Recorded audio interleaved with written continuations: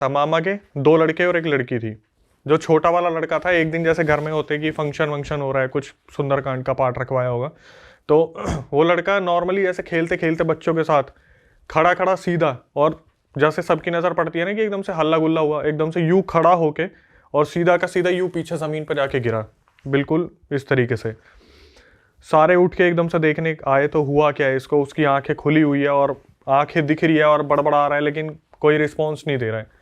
तो सबको लगा यार शायद मिर्गी का दौरा होगा, कुछ ऐसा कुछ हुआ होगा जिस वजह से अचानक से ये फ्लैट गिरा है।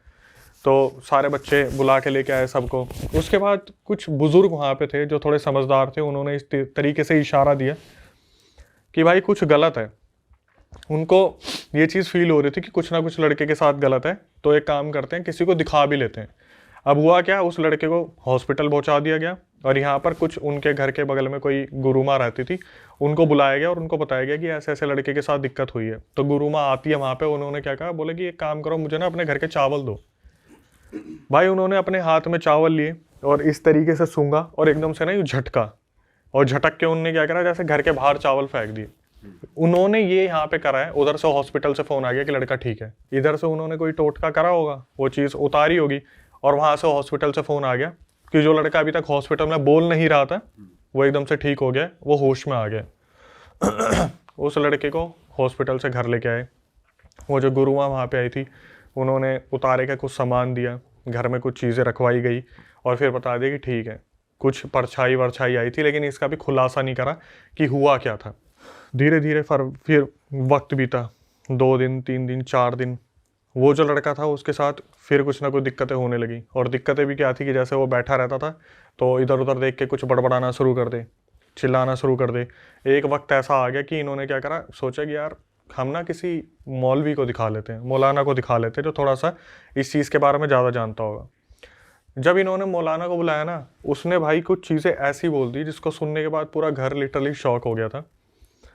मौलाना ने बोला कि वो इंसाफ चाहती थी, तुम बीच में आ गए, और वो लड़की अब तुम्हें छोड़ेगी नहीं। उस मौलाना ने इस चीज़ की क्लैरिटी नहीं दी कि कौन इंसाफ चाहती थी, क्या चाहती थी, लड़की है वो, और कौन वो बस इतना बोल के चला गया कि तुमसे गलती हो गई है। और अपनी तरफ से उसने क्या करा, कुछ जमजम का पानी होता है, जो पानी छिड़कना होता है, उसके अंदर कुछ उसने उर्दू भाषा में लिख के कागज डाले और बोल दिया कि एक काम करना, वक्त बेवक्त थोड़ा सा इधर उधर मार देना। कुछ कागज पे उर्दू के वर्ड्स लिख के दिए, ये बोल दिया कि घरों में चिपका लेना इन वर्ड्स को, तुम्हारे साथ कुछ नहीं होगा। कुछ कीले ठुकवाई वहाँ पे कि तुम्हारा घर बंधवा रहा हूँ मैं, ये बोल के वहाँ पर उनकी जो दक्षिणा थी, जो भी वो अमाउंट लेते थे, वो बोल के चले गए। भाई चीज़ें फिर दोबारा शांत हो गई। पहले वो जो गुरुमा वाला इंसिडेंट हुआ था वो हुआ, उसके बाद ये मौलाना वाला जो इंसिडेंट था ये हुआ। इसके बाद क्या हुआ कि जो बताने वाला है ना बंदा प्रदीप, वो तो बता रहा है अपने मामा की कि मेरे मामा ने ही ये सब कुछ हो रहा था और मामा के परिवार में ये सब कुछ हो रहा था। तो प्रदीप ने बताया कि मेरे बड़े भाई की शादी आ रही थी। जो लड़का बता रहा है कि मेरे बड़े भाई की शादी आ रही थी, और जो लड़की है और जो प्रदीप है वो सगे भाई बहन है? नहीं, अच्छा, कजन भी नहीं, आमने सामने रहते हैं, आमने सामने रहते हैं। तो क्या हुआ, प्रदीप ने बताया कि भाई सब कुछ हो रहा था मामा के लड़के के साथ, और वो लड़की की इन्वॉल्वमेंट अलग थी, वो दूसरा घर था सामने वाला। तो इस टाइम पे प्रदीप ने बताया कि भाई मेरे बड़े भाई की शादी आ रही थी, अभी 2024 की बात है, 24-25 की बात है। तो उस टाइम पे सबका प्लान बना कि भाई चलते हैं। अब जहाँ जाना था वो काफ़ी बड़ी लोकेशन है इंडिया में, काफ़ी अच्छा उसका जगह है, मतलब काफ़ी सही है, वहाँ पर उनको जाना था। तो उस टाइम पे क्या हुआ, जाने से जस्ट एक रात पहले वो जो मामा का लड़का पोसेस हुआ था, जाने से पहले उस घर की वो जो कीले थी वो अपने आप निकली मिली। उस घर में जो सामान रखा हुआ था वो सारा का सारा ऊबड़ खाबड़ हो रखा था, और वो लड़का दोबारा पोसेस हो गया था। और उसने पता नहीं क्या सोच के घर वालों के सामने बोला जाने से एक रात पहले कि अगर तुम मुझे उस गांव में लेके जाओगे तो किसी को वापस नहीं आने दूंगी। अच्छा, लड़के ने ये चीज बोली, अगर उस गांव में लेके जाओगे, मतलब उस गांव में हो सकता है कोई उतारा करने वाला हो, कोई सुप्रीम पावर हो, या वहां पे शादी के टाइम पे कोई आने वाला हो। उस लड़के को पता चल गया था, मामा के लड़के को, कि अगर तुम मुझे वहां लेके जाओगे तो मैं वापिस नहीं आने दूंगी। लड़का बोल रहे हैं उसमें एग्जैक्टली लड़की की आवाज में कि अगर वहां लेके जाओगे तो वापिस नहीं आने दूंगी। इन्होंने क्या करा, उस टाइम पे जो हनुमान चालीसा होती है वो पढ़नी शुरू करी। फिर दोबारा एक बाबा को बुलाया गया। इस टाइम पे ना मौलाना थे ना वो गुरुमा थी, बाबा को बुलाया गया। वो जो बाबा आए थे उन्होंने साफ बता दिया कि भाई ये किसी लड़की की आत्मा है और ये बहुत ज़्यादा गुस्से में है, तुम्हारे लड़के को ये ले जाने की कोशिश कर रही है। उस टाइम पे क्या हुआ, जो एक पोजेशन था वो 5-10 मिनट चला और वो लड़का जो था बेहोश हो गया। बेहोश होने के बाद वो जो बाबा आए थे उन्होंने साफ बता दी कि देखो मैं इलाज कर दूंगा, लेकिन मैं इस चीज़ की श्योरिटी नहीं देता कि परमानेंट इलाज है, इसके लिए तुम्हें हवन वगैरह करवाना पड़ेगा। अब इनके पास इतना टाइम था नहीं, इन्हें शादी में जाना था। इन्होंने क्या करा, उस बाबा से जो इलाज करवाया बड़े वाले लड़के का, छोटे वाले लड़के का और बड़े वाले लड़का का, किसी एक का इन्होंने इलाज करवा लिया था, जिस पे उस टाइम पोजेशन आया था, शायद छोटे वाले पे आया था, तो छोटे वाले लड़के का इन्होंने इलाज करवा लिया। भाई इन्होंने इलाज करवाया छोटे लड़के का। जिस दिन ये लोग निकल रहे थे शादी के लिए, बड़े वाले लड़के में पोजेशन आ गया। रास्ते में ही उसके अंदर पोजेशन आ गया। पूरे रास्ते, पूरे गाड़ी में हल्ला मच रहा है। 2 गाड़ियां यहाँ से गई थी, बड़ी बड़ी 7 सीटर, और रास्ते में ये चीज़ हाईलाइट हो गई कि भाई उस लड़के के साथ दिक्कत हो रही है। तो फिर दोबारा वो जो बाबा इनके घर पे आए थे छोटे वाले भाई का इलाज करने, उनको कॉल पे लिया गया। उन्होंने वहाँ से मंत्र पढ़े। तो मंत्र पढ़ने के बाद क्या हुआ, बड़ा वाला जो लड़का था वो शांत हो गया। मामा जी ने पूछा कि क्यों हो रहा है ऐसा, मतलब मेरे घर के साथ ऐसा क्यों हो रहा है, मैंने तो किसी का कुछ बिगाड़ा भी नहीं है। बाबा ने बताया कि बेटा हाथ तो तेरा ही है इसमें, बेशक तूने जानबूझ के करा हो या गलती से करा हो, लेकिन मैंने तेरे को बोला भी था कि हवन करवाना पड़ेगा। तुम्हें शादी ज़रूरी थी, तुम शादी अटेंड करने निकल गए, अब तुम्हें पछताना तो पड़ेगा। मामा जी की एक लड़की भी थी जो सबसे अलग है, उसके बारे में अभी कुछ बात नहीं चल रही है। दोनों लड़कों का कुछ ना कुछ सॉल्यूशन कर दिया गया है। अब ये पहुंच गए गाँव में, शादी अटेंड कर ली, सब कुछ हो गया, वहाँ पे कोई दिक्कत नहीं हुई। अब मैं एक लाइन हाईलाइट करता हूँ दोबारा, जो उस स्पिरिट ने बोली थी कि अगर मुझे लेके जाओगे मैं वहां से वापस नहीं आने दूंगी, किसी को भी नहीं आने दूंगी। ठीक है, किसी को भी नहीं आने दूंगी। ये चीज़ें चलती गई, शादी अटेंड कर ली, बहुत अच्छे से फंक्शन अटेंड कर लिए। अब वापस आने की बात हो रही थी। जब ये गाँव से निकलते हैं अपनी एक्चुअल लोकेशन के लिए, सबसे पहले जिस गाड़ी में वो मामा का लड़का बैठा हुआ था जो बड़ा वाला था, उस गाड़ी का टायर फटता है। सबसे पहले टायर फटा। इन लोगों को एक ऐसा दिन सिलेक्ट करा गया था जिस दिन इनके वहाँ पे मान्यता है कि हमें इसी दिन ट्रैवल करना चाहिए, ये दिन सबसे शुभ होता है। उस एंटिटी ने इनका वहाँ से निकलना मुश्किल कर दिया। इन्होंने पूरी ज़बरदस्ती कर दी कि हमें इसी दिन निकलना है, इसी दिन निकलना है। बार बार गाड़ी को रिपेयर करवा रहे हैं, गाड़ी में कोई ना कोई दिक्कत आ रही है। अब इसके बाद क्या हुआ, जब ये लोग वहाँ से निकले, अब इस चीज़ को भाई ध्यान से सुनना, ये एंडिंग बहुत डार्क है इसकी, कि जब ये वहाँ से निकले ना तो 2 गाड़ियाँ थी। आगे वाली गाड़ी फूफा जी चला रहे थे, पीछे वाली गाड़ी मामा जी चला रहे थे, और मामा जी की फैमिली के ही साथ ये सारी दिक्कतें हो रही थी। फूफा जी जो थे उनके साथ बुआ जी बैठी थी और बहुत सारे रिलेटिव बैठे थे। मामा वाली जो गाड़ी थी उसमें सारी फीमेल्स बैठी थी और बच्चे बैठे हुए थे। मामा जी वाली गाड़ी में दोनों 7 सीटर थी, और इन्होंने आपस में डिस्कस किया था, एक जगह चाय पी है इन लोगों ने, वहाँ पे डिस्कस किया है कि हम 1-1.5 किलोमीटर की दूरी पे दोनों गाड़ियों को सलामत चलाएंगे तो कोई दिक्कत नहीं होगी। अब फूफा जी आगे वाली गाड़ी चला रहे थे, मामा जी पीछे वाली गाड़ी चला रहे थे। धीरे धीरे गाड़ी चल रही थी। बीच में जब ये चाय पीने रुके ना, उस टाइम पे जो फूफा जी के साथ बुआ जी थी, उन्होंने बोला कि मैं औरतों में जाके बैठ जाती हूँ, थोड़ा सा उनसे बातचीत कर लूंगी तो मेरे टाइम पास हो जाएगा, मुझे पता नहीं चलेगा टाइम का। इधर से क्या हुआ, पीछे वाली गाड़ी में से जो बड़ा वाला मामा का लड़का था जिसपे एक टाइम पे पोजेशन आया था, वो आके इस वाली गाड़ी में बैठ गया। अब भाई जब गाड़ी चलनी शुरू हुई ना हाईवे पे, फूफा जी गाड़ी लेके जा रहे, एक टाइम पे ऐसा लगा कि यार जो पीछे वाली गाड़ी है वो कहाँ रह गई।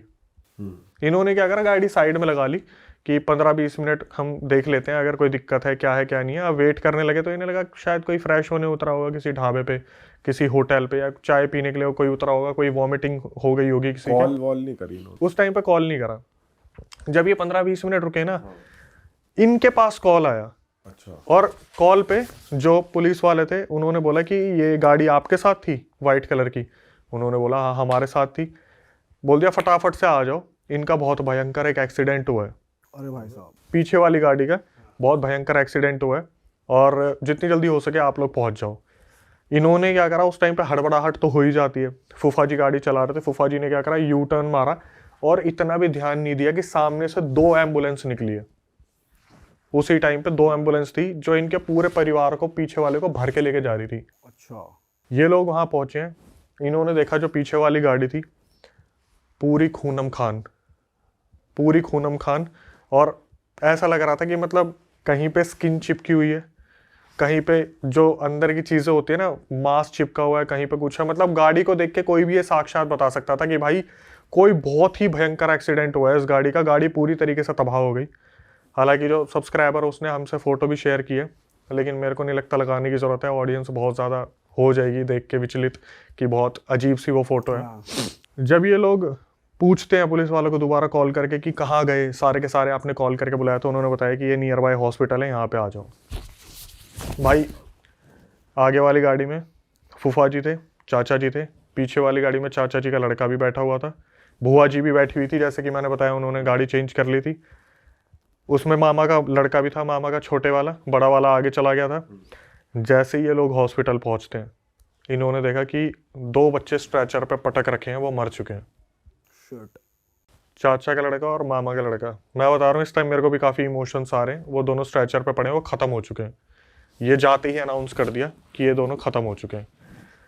हालत देखी गई जो चाची जी थी, उन चाची जी की जो हालत थी वो पता कैसी थी? उनका सर फटा हुआ था और पूरा ऐसे जैसे लटक जाता है ना, इस तरीके से लटका हुआ था। तो एम्बुलेंस वालों से बात की कि हुआ क्या ये। उन्होंने जो चीज़ बताई ना एम्बुलेंस वालों ने बताया भाई हम पीछे बैठे हुए थे, चाची जी ने एम्बुलेंस वालों का हाथ पकड़ रखा था और बार बार चाची जी बोल रही थी मेरे बच्चे को बचा लो, मुझे बचा लो, मेरे बच्चे को बचा लो, मेरे घर वालों को बचा लो, मेरे घर वालों को बचा लो। ये जैसे एम्बुलेंस वाले बात करते हैं ना कि हाँ माता जी मत आप टेंशन लो, सब ठीक हो जाएगा, सब ठीक हो जाएगा। एकदम से जो चाची जी बैठी हुई थी उनकी गर्दन मुड़ी ऊपर के, सर ऊपर गया, धम धम धम, स्ट्रेचर पे खुद ही बैक टू बैक मारना शुरू कर दिया और 10-12 बार उन्होंने अपने स्ट्रेचर पे इस तरीके से सर मारा और फिर वो भी खत्म हो गई। 3 जाने जा चुकी हैं। इसके बाद क्या हुआ, वहाँ पर जब ये लोग पहुँचे तो सबसे पहले चाचा बेहोश हो गए, फूफा जी वहाँ पे थे। फूफा जी ने देखा भाई मेरा भी बच्चा ख़त्म हो गया, मेरी वाइफ भी ख़त्म होगी, बुआ जी भी ख़त्म हो चुकी थी। अच्छा ये सॉरी चाची मैंने बोल दिया, बुआ जी थी ये। बुआ जी जो पीछे गई थी, जो बोली थी औरतों के साथ बैठ जाऊँ, वो भी ख़त्म हो चुकी है। मामा और मामी की जो मामा जी की जो लड़की थी वो 2 बच गए थे बस। उसके अलावा पीछे वाली गाड़ी में 4 लोग थे जो ख़त्म हो गए थे। और चौथा कौन था? चौथी थी चाची। अच्छा हाँ, चाची ही थी वो। चाची जी ख़त्म हुई है, चाची ख़त्म होगी, बुआ ख़त्म होगी और दोनों बच्चे ख़त्म हो गए। चाचा का लड़का और मामा जी का जो लड़का था वो ख़त्म हो गए। अब इनको समझ नहीं आ रहा कि परिवार के ऊपर एकदम से जो गाज टूटी है ये क्या हुआ, किस वजह से हुआ। इस टाइम पे परिवार में ऐसा हो गया था कि एक साथ इतनी चीज़ें हो गई। और भाई जब ये बॉडी देखने गए ना, एक बच्चा था जिसके सर में ना गेयर घुस गया था, जो लगाने वाला गेयर होता है ना, वो घुस गया था इधर। मामा जी वगैरह बच गए क्योंकि एयर बैग टाइम से खुल गए थे, नहीं तो जो लोग आगे पीछे बैठे थे उनकी अंतड़ियाँ बाहर आ गई थी। इतना बुरा एक्सीडेंट ये हुआ था वहाँ पे। इन्होंने उस चीज़ को समेटा, मामा जी बच गए थे, उन्होंने समेटा। चाचा जी जो थे वो बहुत बिजनेस माइंडेड थे, उन्होंने भी अपने बच्चे और बीवी खो दी थी। अब इसके बाद क्या हुआ, जब ये लोग गाँव पहुँचे, सबका विसर्जन करा, जब वहाँ पर अपने सबसे जो मेन बाबा थे, गुरु जी थे, उनसे मिले और उनको बताया कि हमारे घर में ऐसा ऐसा हो गया। तो गुरु जी ने साफ बता दिया कि भाई एक लड़की थी, याद करो, जिसको मर गई थी या मार दिया था। वो लड़की इंसाफ चाहती थी, लेकिन मामा जी ने वहाँ पे आके क्या करा, घोषित कर दिया कि हाँ ये ठीक है, मतलब मैं अप्रूवल दे रहा हूँ। एग्जैक्टली वो सुसाइड है। वो सुसाइड था या क्या था हम डिस्क्लोज नहीं कर सकते, लेकिन वो जो एंटिटी थी वो शुरू से ये चाहती थी कि मेरे को उस चीज़ का इंसाफ मिले। मामा जी ने अपनी तरफ से क्या करा, बीच में अड़चन बन गए, डिक्लेयर कर दिया कि ये सुसाइड है। जिस वजह से वो जो एंटिटी थी वो इनके घर में प्रवेश करी, सबसे छोटे वाले लड़के पे आई, फिर बड़े वाले लड़के पे आई। और उस एंटिटी ने बोला भी था अगर मुझे गांव लेके जाओगे तो मैं वापस नहीं आने दूंगी। अब इन्होंने पूछा कि गाड़ी के अंदर ऐसा हुआ क्या, तो वो बाबा जी ने अपनी आँख बंद करी होगी, उन्होंने देखा होगा, उन्होंने बताई जो चीज़ भाई, बताया कि गाड़ी अपने नॉर्मल स्पीड पे चलने लग रही थी। मामा जी का जो लड़का था वो अचानक से अपने ही पापा को बोलने लगा गाड़ी रोक, गाड़ी रोक, गाड़ी रोक। उसके पापा ने पीछे मुड़ के पूछा हुआ क्या हुआ, उसने क्या करा, अपने जैसे गाड़ी नहीं रोकी, अपने बाप का सीधा यू करके नाक पे मुक्का मारा। उसके पापा ब्लैकआउट हो गए। उसके पापा ने सीधा गाड़ी देकर हमारी पेड़ पे, अच्छा, पेड़ पे गाड़ी लगते ही वहाँ पर जिस तरीके से सब फटे हैं एकदम से धम्म करके, वहाँ पर वो पूरा इंसिडेंट हो गया। और वो लड़की लेने तो सिर्फ एक को आई थी, लेकिन अपने साथ 4 जनों को लेके चली गई। उसके बाद इन्होंने अपने घर का उतारा करवाया, लेकिन तब तक वो एंटिटी अपना बदला ले चुकी थी। तो आगे के लिए तो ऐसा हो गया कि ठीक है घर को बंधवा लिया इन्होंने। लेकिन जो चाचा जी थे जिसके बारे में हमें प्रदीप बता रहा था भाई चाचा जी इतने बिजनेस माइंडेड थे ना कि जिस बिजनेस में वो हाथ रख देते थे वहाँ पर वो गोल्ड बना देते थे। उस चीज़ को बोलते हैं ना, पत्थर को हाथ लगाया तो सोना बन गया। बोले एक टाइम ऐसा आ गया कि जो चाचा जी थे वो देख के पता क्या बोलते थे, अरे देख देख चाची आई है, देखो तुम्हारी चाची आ गई मिलने के लिए मुझसे, देखो मेरा बच्चा जा रहा है, देखो दोनों आ गए। उनकी कम से कम नहीं तो 1-2 साल तो बैक टू बैक पूजा पाठ और हवन चले, तब जाके चाचा जी अभी भी बचकाने हो गए, मतलब कि एक बच्चा दिमाग हो गया, सही नहीं हुए अभी तक। ट्रॉमा घुस गया उनका। हाँ, वो डिप्रेस हो गया बुरी तरीके से। खतरनाक कहानी भाई। अच्छा भाई, प्रदीप जो है, जो सब्सक्राइबर था, उसके मामा का ये डिक्लेयर करना कि इस घर में ये जो हुआ, ये सुसाइड हुई है, तो वो उनकी इतनी ज़्यादा वो थी कि वो जो कह रहे हैं उस चीज़ की एक्सेप्टेंस हो रही है घर में और वो चीज़ मानी जा रही है। काफ़ी नाम चलता था उनका, अच्छा। काफ़ी बातचीत थी उनकी। और वहाँ जो हुआ उसमें सबसे एक बढ़िया चीज़ पता है क्या थी, जो उस परिवार को बचा गई। जिस परिवार में पूरा कांड हुआ था ना, उन्होंने वो घर खाली कर दिया था उसी टाइम पे। वो वहाँ से चले गए थे, खाली करके चले गए वो, क्योंकि उन्हें पता है आगे जाके कोई ना कोई फड्डा हो सकता है। हाँ। वो वहाँ से चले गए तो वो स्पिरिट जो थी सीधी की सीधी अपना बदला लेने पहुंची है यहाँ पे। और भाई गुरु माँ, मौलाना, बाबा, चौथे ये थे गुरुजी, जो एक्चुअली में बचा ही नहीं पाए किसी को भी। और ये भी बता नहीं पाए कि क्यों उस लड़की की मौत हुई, सुसाइड थी या क्या थी, इन्होंने पूछा नहीं उनसे। भाई मेरे ख्याल से पूरे इंसिडेंट में लोगों को समझ में तो आ ही गया होगा। बाकी हम इस चीज़ को डिक्लेयर करें वो एक अलग चीज़ है, लेकिन समझ में आ गया होगा कि जब घर वालों को नहीं पसंद था तो फिर क्या ही हुआ होगा। लेकिन जैसे मैंने कहा था कि ये इंसिडेंट काफ़ी डार्क रहेगा, एंडिंग इसकी बहुत ज़्यादा एक ऐसी है कि मेरे को 3 बार सुननी पड़ी। उसके बाद भी थोड़ा सा बुआ और चाची में मैं कंफ्यूज हो गया था, क्योंकि एक्चुअल में इतना ज़्यादा इसमें वो है ना टॉर्चर वाला सीन कि कोई इंसान ये देखे कि मेरे अचानक गाड़ी पीछे आ रही है और अचानक से पता चले ये एम्बुलेंस तो वही थी जो हमारे घर वालों को लेके जा रही थी। और हॉस्पिटल जाके पता चले कि भाई ये, और फिर बाबा जी के पास पता चले तो कि मामा जी के मुक्का मारा और गाड़ी सीधा पेड़ पे लगी। घर वाले सुन रहे हैं तो सिर्फ ये चीज़ की एक इतने से स्टेटमेंट की वजह से इतना बड़ा कांड हो गया। थोड़ी लेकिन लापरवाही भी रही इनकी, अगर इनको ये इतना बिलीव ही कर रहे हैं कि ये किसी को दिखा रहे हैं, बाबा को या मौलवी को, और वो ये कह रहे हैं कि मत जाना वरना पूरा, वो जैसे वो आत्मा आती है वो कहती है कि तुम उधर मत जाना वरना मैं पूरे परिवार को ले जाऊंगी, वो भी उन्होंने नहीं सोचा इस बारे में और चले गए सब। वो भी लापरवाही रही। मैं तो सच बताऊँ, मैं तो उस तरफ नहीं देख के ना, मैं तो लॉस को देख रहा हूँ। मैं अगर ये सब देखूँ कि पास्ट में क्या हुआ, मेरे हिसाब से तो फिर मेरे को ये देखना चाहिए कि मामा जी ने इन्वॉल्वमेंट ही क्यों रखी। वही, हाँ वही मैं कह रहा था कि उनकी वहां तक तो जाऊं ही ना, तो मैं ये देखूं कि लॉस कितना बड़ा हो गया सिर्फ इस चीज के चक्कर में कि एक स्टेटमेंट दे दी। और वो पता नहीं कितनी बार एंटिटी आके बोल भी चुकी थी मैं लेके जाऊंगी, मैं लेके जाऊंगी। अब एक के साथ वो 3 को और ले गई, मतलब 4 सीधा मृत घोषित हुए हैं। वो एक बहुत बड़ी चीज है। और मामा जी जिंदा छोड़ दिए कि बेटा अब तू देख तेरा परिवार कैसे तड़पेगा। ये भी एक सोचने वाली चीज है कि मामा और लड़की को छोड़ दिया, एक बेटा तो आगे वाली गाड़ी में बैठा था। मामा जी जो है वो जिंदा छूट गए कि भाई अब तू देख कि एक्चुअल में होता क्या है जब अपना कोई गुजरता है। तो भाई नेक्स्ट स्टोरी पे चलते हैं। नेक्स्ट स्टोरी कहाँ की है, मतलब किसके साथ हुई है, कुछ बताओ थोड़ा। भाई सेकंड इंसिडेंट अपने यहीं का ही है, आसपास का ही। और जो बताने वाले उनका पूरा नाम तो राजेश है, वैसे उन्हें राज नाम से पुकारा जाता है। तो इन्होंने बताया कि इनके साथ क्या प्रॉब्लम हो रही थी कि जैसे जॉइंट फैमिली में रहते हैं और इनके पिताजी जो हैं वो काफ़ी एक अच्छी पोस्ट पे थे और काफ़ी अच्छा अर्न करते थे। लेकिन जिस तरीके से वो अर्न करते थे ना, उनके आसपास वाले जो इनके रिश्तेदार थे वो चिढ़ा करते थे उस चीज़ से रिलेटेड। घर में कोई ना कोई अनबन रहा करती थी। और सबसे बड़ी जो दिक्कत थी, जो इनके पापा है, राजेश के पापा जो है, इनके खुद के मम्मी पापा बहुत इस चीज़ से चिढ़ते थे कि ये दूसरे भाइयों बहनों को सपोर्ट नहीं करता, खुद के लिए ही सब कुछ करता है। तो क्या होता था, जैसे राजेश के तो वो दादाजी लगे जो इनके पापा के पापा हैं, वो दादाजी शाम को पी के आते थे और राजेश के पापा को डांटते थे कि अगर तेरे से नहीं करा जा रहा, तू घर में पैसे नहीं दे सकता तो घर छोड़ के निकल जा, हमारे किसी काम का नहीं है। और जो बाकी रिलेटिव्स थे वो भी क्या करते थे, जैसे राजेश सबसे छोटे वाले, उनसे एग्जैक्टली काउंटिंग बताता हूँ, सबसे बड़े वाले जो भाई है वो रियल एस्टेट में थे। जिनके साथ ये इंसिडेंट हुआ है वो राजेश के बड़े भाई है, मतलब बीच वाले हैं वो वाईफाई के ऑफिस में काम करते थे, ठीक है। और राजेश स्टूडेंट है जिन्होंने हमें ये सब कुछ बताया है। तो हुआ क्या, ये सारे जब निकल जाते थे ना अपने काम पे, तो राजेश की मम्मी को टॉर्चर किया जाता था। जो बगल वाले रिलेटिव्स थे, जो दादा दादी थे, वो टोंट मारा करते थे कि तेरा पति घर में पैसे नहीं देता है, तेरे 3-3 बच्चे पल रहे हैं, हमने भी तो एक टाइम पे उन्हें पाला है, तो एक काम करो तुम घर छोड़ के निकल जाओ, तुम अपना घर बसा लो। अब राजेश जो स्टूडेंट था वो इन सब चीज़ों को देखा करता था कि जब भी ये लोग बैठते हैं शाम को तो इसी बारे में बात होती है कि दादा दादी ने आज इतना सब कुछ बोल दिया, साइड में जो चाचा वगैरह रहते हैं इन्होंने इतना सब कुछ बोल दिया।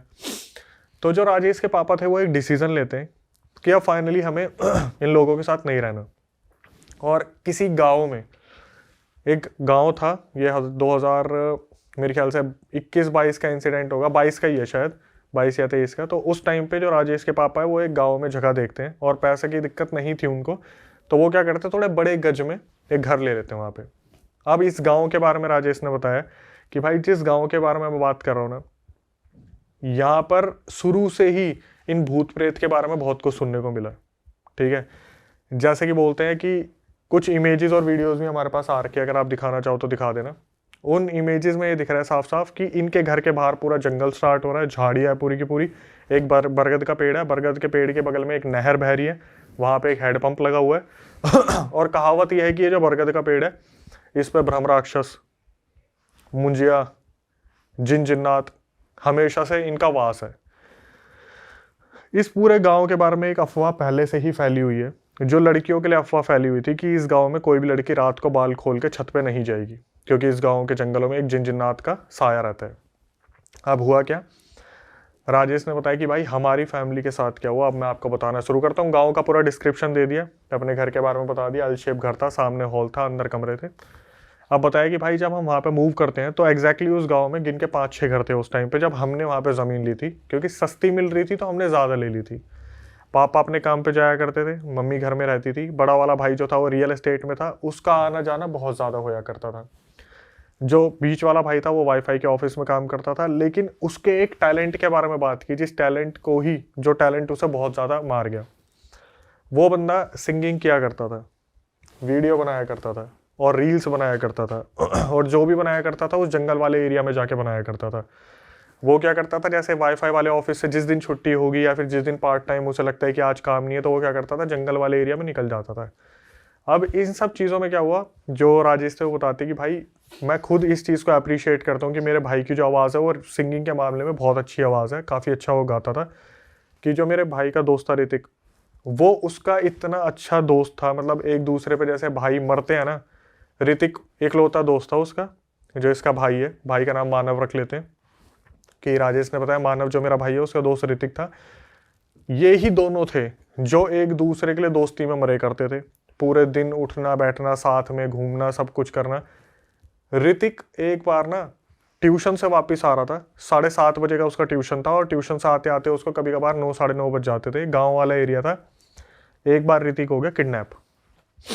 ठीक है, जब ऋतिक किडनैप हुआ तो उसकी ढूंढावाली चली और 1 हफ्ते में ऋतिक वापस मिल गया था। अच्छा, मिल गया था। इसके बाद क्या हुआ, दूसरी बार 2 महीने बाद ऋतिक फिर दोबारा किडनैप हुआ। इस बार ऋतिक का कुछ भी आता पता नहीं चला। अब हुआ क्या, जो ये मानव था राजेश का भाई, ये बहुत ज़्यादा उस चीज़ को लेकर डिप्रेस हो गया। जंगल में जाया करता था, वहाँ गाने वाने बनाता था, रील्स बनाता था और बहुत सारा टाइम वहाँ स्पेंड करता था।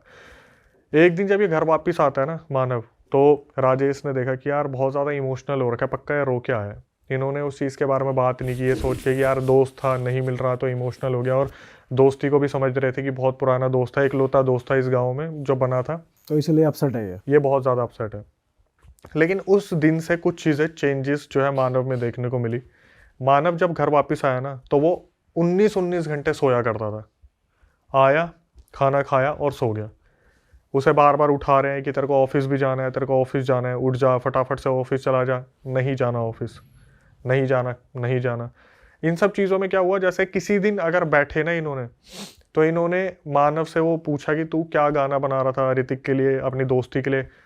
राजेश ने भाई हाईलाइट करा कि आप बिलीव नहीं करोगे अक्षय भाई, उस बंदे ने दोस्ती के लिए जो गाना लिखा ना अपने दोस्त ऋतिक के लिए, हम भी ये देख रहे थे कि मतलब इस बंदे ने ये लिरिक्स निकाले कहाँ से। बहुत बेहतरीन तरीके का गाना, और वो गाना सुनते सुनते सारे ही रो पड़े उस दिन कि ऋतिक पता नहीं कहाँ चला गया, मिल नहीं रहा, दोस्ती में इतना सब कुछ चल रहा है। उस दिन पहली बार ऐसा हुआ कि मानव को इन्होंने ज़बरदस्ती वाईफाई के ऑफिस में भेजा कि कंप्लेंट आ रही है, फ़ोन बज रहा है, तू जा क्यों नहीं रहा। अब ये जब वहाँ पर गया ऑफिस में, वाईफाई ऑफिस में, वहाँ पे एक सोफ़ा लगा हुआ था, वहाँ जाके सो गया। बॉस के घर पे कॉल आ रही कि आपने क्या इसकी नींद पूरी नहीं होने दी है, ये यहाँ पे आके सो गया है, इस तरीके से चीज़ें चल रही हैं।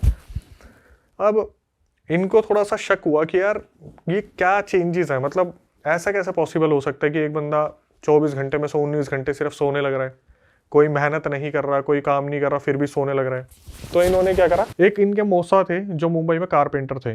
अच्छा। मौसा जी इस टाइम पे इनके घर पे आने वाले थे और राजेश ने आगे बढ़ने से पहले बताया कि भाई जो मौसा जी है ना, उनके साथ पहले ही इतनी सारी चीज़ें हो रखी है मुंबई में, क्योंकि उनकी जो वाइफ है उनके ऊपर वहाँ पे पता नहीं किसी ने काला जादू वगैरह करा होगा, जिसकी वजह से मौसा जी ने 2 साल इतना स्ट्रगल करा है।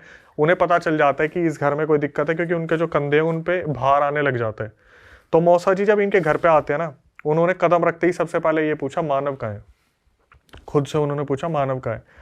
तो राजेश ने अपनी तरफ से बताया कि मौसा जी ऐसे ऐसे दिक्कत चल रही है और पता नहीं 19 घंटे सोता रहता है, पता नहीं क्या दिक्कत चल रही है। तो मौसा जी ने बोला कोई नहीं, एक काम करेंगे हम ना बालाजी चलेंगे, ठीक है, टेम्पल होके आएंगे। तो क्या हुआ, अब जैसे घर वाले आपस में बात कर रहे थे इस बारे में कि टेम्पल आएंगे, टेम्पल आएंगे, टेम्पल होके आएंगे, तो उस टाइम पे मौसा जी ने बोला मेरे को मार्केट से कुछ सामान लेके आना है, तो मैं अभी आता हूँ थोड़ी देर में, बाकी तुम देख लो किस तरीके से चलना है, कौन से दिन चलना है। अब जब ये बैठ के बात कर रहे थे ना कि बालाजी टेम्पल जाना है अपने मेहंदीपुर बालाजी, जो मयंक था अंदर सोने लग रहा था, वो बाहर आया, मानव जो था वो बाहर आया और अचानक से इधर उधर देखते हैं, सबकी नज़र उस पर पड़ती है। तो भाई इसने देखा एकदम से राजेश ने कि भाई आंखें पूरी लाल हो रखी है, और जब जब राजेश नाम ले रहे बालाजी बालाजी टेम्पल, हनुमान जी, वो बंदा कपकपा रहा है, उसके अंदर कपकपाहट सी आ रही है, मतलब जैसे पता नहीं किसी चीज़ का खौफ है। उसने सुना, वो अंदर चला गया वापस, जो मानव था। मौसा जी आए तो मौसा जी ने बोला कि क्या हुआ। इन्होंने बताया कि उस टाइम इसके मम्मी पापा भी वहीं थे, बस एक रियल एस्टेट वाला भाई नहीं था। इन्होंने बताया कि ऐसे ऐसे अभी आया था बाहर और पूरी आंखें भट लाल हो रखी है, और जब जब हनुमान जी का नाम आया तो इस तरीके से रिएक्शन दिया जैसे हमारा नहीं है वो मानव, हमारा नहीं है। तो भाई मौसा जी बोले ठीक है, एक बार मैं चल के बात करता हूँ अंदर। मौसा जी वहाँ पे गए। मौसा जी ने पूछा कि क्या हुआ, तो मेरे साथ चलेगा ना बालाजी मंदिर।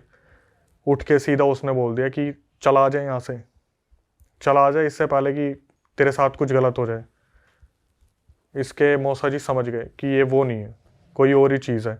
तो क्या हुआ, हड़कंप मच गया एक, वहाँ पे चिल्लम चिल्ली शुरू हो गई। जो मानव था वो चिल्लाने लग गया कि मेरे को मंदिर लेके जाओगे तुम, ऐसे कैसे मंदिर ले जाओगे, मेरे से बिना पूछे तुम मुझे कैसे मंदिर लेके चले जाओगे, मार दूंगा, आप ये कर दूंगा, वो कर दूंगा। जब घर में ये चिलचिलाहट शुरू हुई ना, तो इनके घर के पीछे 3 भक्तों का घर था। एक घर में 3 भक्त थे, अब वो पूजा करते होंगे, भक्त थे। उनमें से क्या हुआ, एक भक्त आ गया देखने के लिए कि हुआ क्या है। वो भक्त वहाँ पे बैठा, उसने पूछना शुरू करा कौन है तू।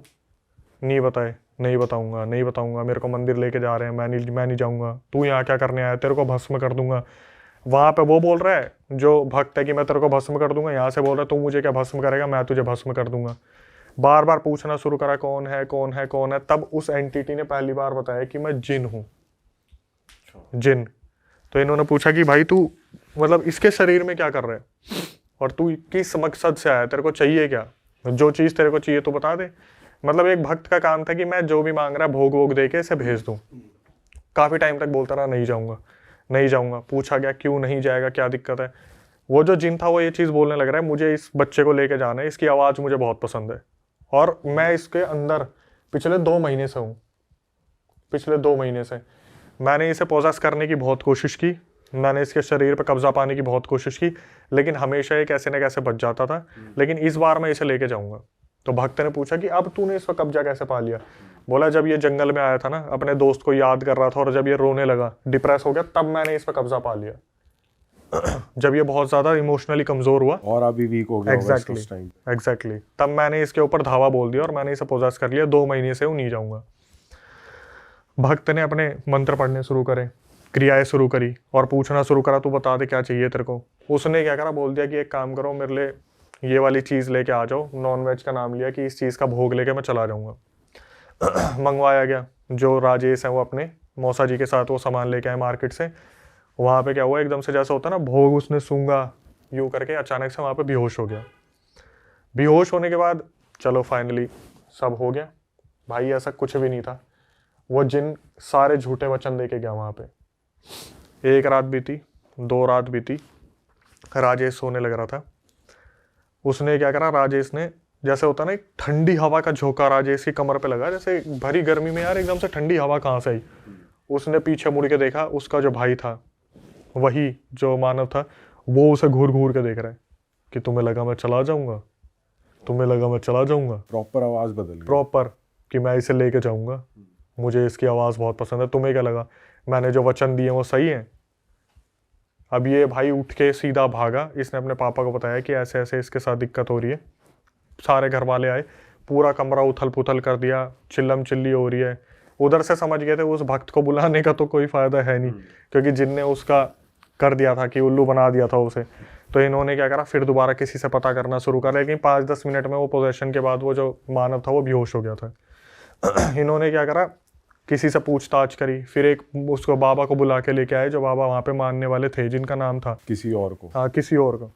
तो सुबह जब वो बाबा आए तो उन्होंने साफ साफ बता दिया, भाई ऐसा है कि ये जो लड़का है इसको पोजेस कर रखा है एक जिन ने, लेकिन इसके साथ कोई दूसरी आत्मा भी है। जिन तो है ही है, लेकिन कोई और भी एक आत्मा है, और वो आत्मा इसे प्रोटेक्ट कर रही है। तो ये थोड़ा सा हैरान हो गया कि कोई और आत्मा इसे प्रोटेक्ट कर रही है, मतलब। तो बताया जाता है कि इसके साथ ऋतिक की आत्मा है। ऋतिक जो गायब हुआ था, उसके साथ क्या हुआ क्या नहीं हुआ, वो नहीं लेकिन पता चला। बस वो बता तो दिया था भाई कि उसका हुआ जो हुआ, किडनैप करने वालों ने शायद खत्म कर दिया उसे। अच्छा। बट उसकी आत्मा इसको प्रोटेक्ट कर रही है उस जिन से, वरना वो जिन 2 महीने से कोशिश कर रहा है कि इसे लेके चला जाए। अब ऐसी ऐसी बातें बता दी वहां पे भाई, सुन के ना सबसे पहले राजेश बोला कि भाई मैं बता रहा हूँ मेरा कलेजा फट गया। वो जिन बोला कि तुम्हें इतना पता है, तुम्हें अपने परिवार वालों के बारे में इतना तो पता नहीं है, तुम्हारा भाई तुम्हारे बगल में सोता है, रोज रात को 1:30 बजे मैं इसे अपने वशीकरण करके शमशान पे लेके जाता हूँ, वहां पर क्रिया करवाता हूँ, और तुम्हारे उठने से पहले वापस आके लेट भी जाता है। कैसी क्रिया? अब वो वहां पे जाके करता होगा, कोई जिन विन की सेवा करता होगा, भोग चढ़ाता अपने होगा, वश में करने के लिए पूरा पूरा वश में कर लिया था। बताया कि राजेश के बगल में वो सोता है, रात को उठता है, 1:30 बजे वहां जाता है और वापस आके लेट भी जाता है, घर में किसी को पता ही नहीं है, ये 1.5-2 महीने से चल रहा है। अच्छा। अब उसे बाबा जी से बोला गया कि इसे ठीक करना है, कैसे करा जाए। तो उस टाइम पर उन्होंने बताया कि सबसे पहले तो इस जिन को निकालना पड़ेगा, लेकिन ऐसे नहीं होगा, कम से कम मेरे को 2-3 दिन चाहिए होंगे कि मेरे को हवन करना पड़ेगा। भाई वहाँ पे उस टाइम पे वो धागे वागे दे गए जो बाबा जी थे कि ये धागे मैं दे रहा हूँ और इससे अभी तक तो प्रोटेक्शन हो जाएगा, लेकिन जो तीसरी रात आएगी उस दिन मेरे को हवन करना है। एक रात आराम से निकल गई।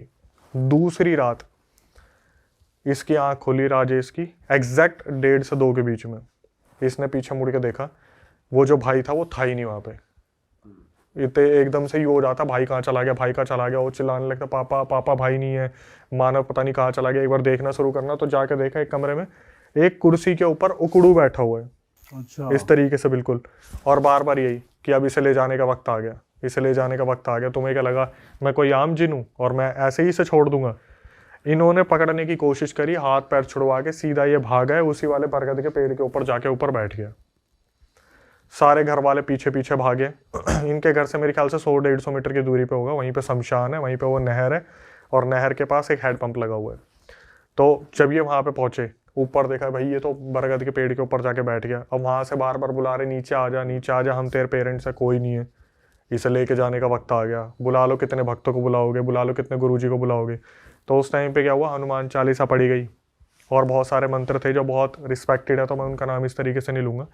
मंत्र पढ़े गए। उसके बाद राजेश और उनका सबसे बड़ा जो भाई है रियल एस्टेट वाला, वो ऊपर चढ़े, वो उसे नीचे लेके आए कैसे न कैसे। और ये समझ नहीं पा रहे थे कि एक्चुअली में जब गुरुजी ने बोला था ना कि तीसरी रात में हवन करूंगा, तो साला ये बाहर कैसे निकला, मतलब ये गेट खुला कैसे, इन्होंने ताला लगा रखा था। और पता चला वो रियल एस्टेट वाला भाई आया था 1:30 बजे, उसे किसी काम से जाना होगा या आना होगा, उसने वो ताला खोल दिया। ताला खुलते ही ये भाग गया। इसे उतारा, इसे वापस लेके आए। अब जब वापस लेके आए तो फिर अगले दिन गुरुजी को बुलाया कि भाई ये फिर दोबारा पोजेस हो गए। दोनों जो इससे पहले वाला भी बताया था रियल इंसिडेंट, और ये भी बता रहा हूँ, दोनों में देखना कि मतलब एंटिटीज किस तरीके से खेलती है। जो गुरुजी आए उन्होंने पूछा, भाई तू क्या चाहता है, हम तेरे को भोग भी दे रहे हैं, हम तेरे को सब कुछ दे रहे हैं, तब भी तू जाने को तैयार नहीं है। बोला मुझे ये बच्चा चाहिए, मुझे ये बच्चा बहुत पसंद है, अपनी दोस्ती पे मरता है, बहुत अच्छे नेक दिल का है, ऐसे वैसे करके बहुत बोला। तो गुरुजी ने पहले तो बहुत कोशिश की कि भाई फाइनली हम कुछ करें, मान जाए, भोग पे मान जाए। जब भोग पे नहीं माना तो उन्होंने बोल दिया ठीक है, अब हम तेरे को निकालेंगे, अपने तरीके से निकालेंगे। तो इनके सामने सामने जो मौसा रखे थे उन्होंने बोला आप एक काम करो, ऐसे ऐसे और भी बहुत सारी चीज़ें बताई जो थोड़ा वीडियो में बताना ठीक नहीं रहेगा। तो नॉन वेज और 3 कंकाल के जो सर होते हैं वो लेके आओ। रात को पूरे शमशान के अंदर अब ये क्रिया चल रही है। शमशान में घेरा बनाया, घेरा बनाने के बाद क्या करे, 3 वहाँ पे जो स्कल थे वो रखे, उनके ऊपर टीका लगाया जैसे किसी चीज़ को, वो भी आवाहन दे रहे हैं जो गुरुजी है कि आओ और इस जिन को निकालो। अब यहाँ पे राजेश खड़ा है, उसके पापा खड़े हैं, रियल एस्टेट वाला भाई खड़ा है, उसके जो मम्मी है वो खड़ी है और देखने लग रहे हैं। और ये बंदा क्या कर रहा है, जो राजेश है उससे पूछ रहे हैं, ये वो जो मानव था उससे पूछ रहे हैं कि निकल रहा है नहीं निकल रहा, आखिरी बार पूछ रहे। वो पता क्या कर रहा है, एक बार नहर की तरफ देख रहा है, एक बार शमशान की तरफ देख रहा है, एक बार नहर की तरफ देख रहा है, एक बार शमशान की तरफ देख रहा है। गुरुजी ने बोला तू मुझे ये बता दे कि तेरे को कैसे मौका मिल गया, मतलब एक इंसान अगर बस रो रहा था तो तूने मतलब इस तरीके से कैसे कब्जा पा लिया। तो जो जिन के ऊपर होता है ना कि अपनी पावर का इस्तेमाल करा, उस जिन ने बताया। फिर देखो गोली दे रहा था वो, जिन ने बताया कि ऐसा है। ये जब उस दिन रो रहा था, इसने क्या करा, हैंड पंप से पानी पिया और टॉयलेट कर दिया पेड़ के ऊपर, बरगद वाले पेड़ के ऊपर। और टॉयलेट करने के बाद हाथ इसने धो दिए नहर में, ठीक है। तो इसने क्या करा, वो जो घर था ना जिनका, वो जो एक पेड़ था, उसको डिसरिस्पेक्ट कर दिया था इसने। ये सच बोल रहा था जिन, या झूठ बोल रहा था? अभी तक तो झूठ ही झूठ था। अच्छा। अभी तक झूठ ही झूठ था। अब जाके उसने पहली बार बताया कि इसने पेड़ पे टॉयलेट किया, हैंडपंप से पानी पी के और हाथ धोए नहर में। नहर वाली एंटिटीज, पेड़ वाली एंटिटीज, जो जितने भी वहां पे वास कर रही थी, सारी की सारी इस पर कब्जा पाना चाह रही थी, लेकिन जिन इस पर टूट पड़ा और उसे जिन ने किसी ने आने नहीं दिया होगा। फिर अब इन्होंने क्रिया करनी शुरू करी। तो राजेश बता रहा, अक्षय भाई यहाँ पर अग्नि जल रही है, हवा का झोंका आ रहा है, हवा का झोंका रुक जा रहा है, हवा का झोंका आ रहा है, हवा का झोंका रुक जा रहा है। जैसे होता है ना पूजा में एक दखल डालनी है, क्रिया के अंदर दखल डालनी है कि ये नहीं होनी चाहिए। बड़ी मुश्किल से वहाँ पे सारी क्रिया हमारे सामने हो रही है और वो जो मानव था वो वहाँ पे बुरी तरीके से चिल्लाने लग रहा है, नहीं जाऊँगा नहीं जाऊँगा नहीं जाऊँगा। एट द एंड हुआ क्या, मानव को उठाया। जैसे होता ना कि एक बाबा ने, वो जो गुरुजी थे, उन्होंने कैसे ना कैसे कंट्रोल पाया उस एंटिटी पे। घर के अंदर लेके गए, चलो सारे घर के अंदर लेके गए। एक मटका खोला, मटके के अंदर उस चीज़ को लेके आए, जो भी चीज़ थी, वो जो जिन वगैरह था, उसे मटके में डाला और उसके पापा को बोला, जो राजेश के पापा थे, कि एक काम करो, अब आप इसे शमशान के वहाँ पे जो बरगद वाला पेड़ है उसके नीचे गाड़ के आओगे। और इस चीज़ का ध्यान रखना, अगर आपने पीछे देखा तो आपका लड़का यहीं ख़त्म है, मैं भी कुछ नहीं कर पाऊंगा। अब मैं वो दृश्य बताता हूँ, थोड़ा सा इमेजिन करने की कोशिश करना है इसे। राजेश, उनका परिवार सामने देख रहा है कि उसके पापा उधर जा रहे हैं बरगद वाले पेड़ के पास, 100-150 मीटर दूरी पे। उसके पापा वहाँ गए, खुरपी से उन्होंने मटका गाड़ा, ऊपर मिट्टी रखी। जैसे ही वापस मुड़े, उसके पापा एकदम से दूर से दिखता ना हिले, उस जिन ने उसके पापा के कंधे पे हाथ रख दिया पीछे से। ये एकदम से ये क्या भार आया। इसके पापा ने क्या करा, हनुमान चालीसा पढ़नी शुरू करी, आगे चलना शुरू करा, दोनों पैर पकड़ लिए।